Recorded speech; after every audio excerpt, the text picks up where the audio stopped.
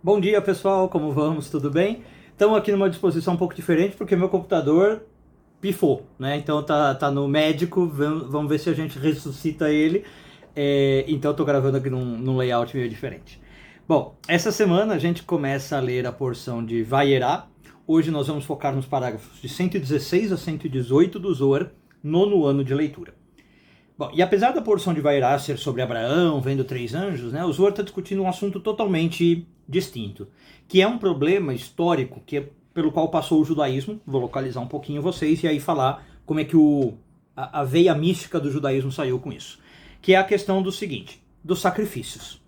A gente tinha, por alguns anos da história judaica, o templo sagrado de Jerusalém, né? E no templo sagrado, então, você tinha lá os sacerdotes que faziam sacrifícios diários, né? Vários tipos de sacrifício, e você então se conectava com o divino através disso. A gente não tinha nessa época a ideia muito de oração, por exemplo, certamente não tinha ideia de livros de oração, que a gente chama no judaísmo Sidur. Né? Você, quando precisava de alguma coisa, você ia no templo e pedia um sacrifício para o sacerdote fazer. Então podia ser um sacrifício para expiar um erro que você cometeu, podia ser para agradecer alguma coisa, né, a Deus. E mesmo quando você não ia ao templo, você já tinha sacrifícios automáticos que o sacerdote fazia em nome de todo o povo. E isso era o suficiente, como eu falei, para conectar com Deus, para purificar o mundo, para fazer com que a luz divina continuasse vindo para o mundo, né? Mas aí aconteceu, como eu falei, um problema histórico enorme. O templo de Jerusalém foi destruído. E isso foi um grande abalo na comunidade judaica, né? As pessoas falaram, bom, e agora como é que eu vou me conectar com o divino? Uma das primeiras classes que sofreu foi a sacerdotal, que ficou sem ter o seu serviço ali, né? Não serviço no sentido de ganhar dinheiro, porque eles não ganhavam dinheiro com isso. Pelo menos os honestos. Teve uma época que os sacerdotes estavam corrompidos, é uma outra história. Mas o povo ficou desorientado, né? Como é que a gente agora vai ter uma conexão direta com o Criador, com a luz, como a gente fala na Kabbalah, se eu não tenho mais o sacerdote fazendo sacrifício para mim? Bom, e os sacerdotes lá ficaram desorientados, mas cada parte, digamos, do povo começou a achar os seus modos. E foi aqui que surgiram, como eu falei, as soluções um pouco mais místicas, tá? Vindas dos profetas, vindo talvez de alguns grupos que a gente sabe, os essênios, que moravam ali na região do Mar Morto.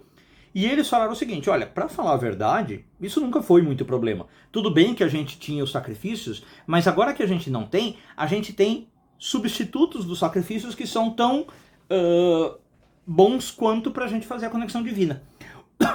Desculpe. Os místicos sempre tinham dito que eu não preciso do sacrifício e eu não preciso do sacerdote sendo um representante. Cada um de nós tem a capacidade de ir diretamente ao divino. Agora, a pergunta é como, né? E muitos naquela época quiseram aprender. E os profetas e místicos falavam, bom, basicamente de dois modos. Ou você usa as tuas palavras, e aí começa a nascer o conceito de oração, que antes não tinha tão forte, tá? Você consegue falar diretamente com Deus, que me parece uma ideia muito lógica, né? Se Deus é o que a gente fala, está em tudo, supervisiona tudo, vê tudo, eu posso falar e Deus, obviamente, ouve, tá? Se ele vai atender o meu pedido é outras coisas, mas que ele ouve, ouve. Então a primeira coisa é isso, eu posso falar. E a segunda, em níveis talvez mais avançados, os profetas e místicos falavam, eu posso entrar em estados meditativos, né? Eu posso fazer certos rituais, jejuns, tal, e tentar me conectar com o divino diretamente. E aí você tem as profecias como Isaías, Jeremias, Ezequiel, que dizem que vão aos mundos superiores e vem Deus. Inclusive, é aquela literatura que eu traduzi um livro um tempo atrás, né, com a ajuda do Frater Goya, com apoio do Frater Goya, a literatura de Eihalot, tá? Onde eram místicos tentando ter esse contato com o divino. Bom, e aí então esses profetas começaram a falar disso, os místicos começaram a falar disso, e a gente começou, graças a Deus, a ter essa noção. Olha, esquece o sacrifício. Não precisa o sacrifício, um templo, matar os animais para isso. Não, a gente consegue falar diretamente com Deus. Tem uma frase particularmente muito interessante nesse ponto, que é a do Oséias, né, um dos profetas, e se não me engano em Oséias 14:3 ele fala basicamente o seguinte, Oséias já está falando depois da destruição, né, já não tem o templo, e ele fala o seguinte, leve as palavras de Deus com você, e isso é o suficiente para você voltar para Deus. E aí ele termina ali aquele versículo falando, nós vamos oferecer sacrifícios com os nossos lábios, tá? Então entra essa ideia que eu estou falando. Bom, então qual que é o resumo de tudo isso que o Zohar está tratando? Que quando a gente dedica as nossas palavras para Deus, a gente está fazendo essa conexão com Deus. Tá? E agora, eu falei muito aqui de oração, de reza, mas na verdade existem também outros modos de dedicar as palavras para Deus. E a gente já abordou algumas no Zohar Diário, né? Não sei se vocês me acompanham, vocês viram. Uma delas é isso que a gente está fazendo aqui. Estudar, né, Torá, estudar Kabbalah, estudar coisas sagradas, também é uma maneira de dedicar as palavras para Deus. Em vez de eu estar falando de qualquer outra coisa, eu estou falando de ensinamentos sagrados.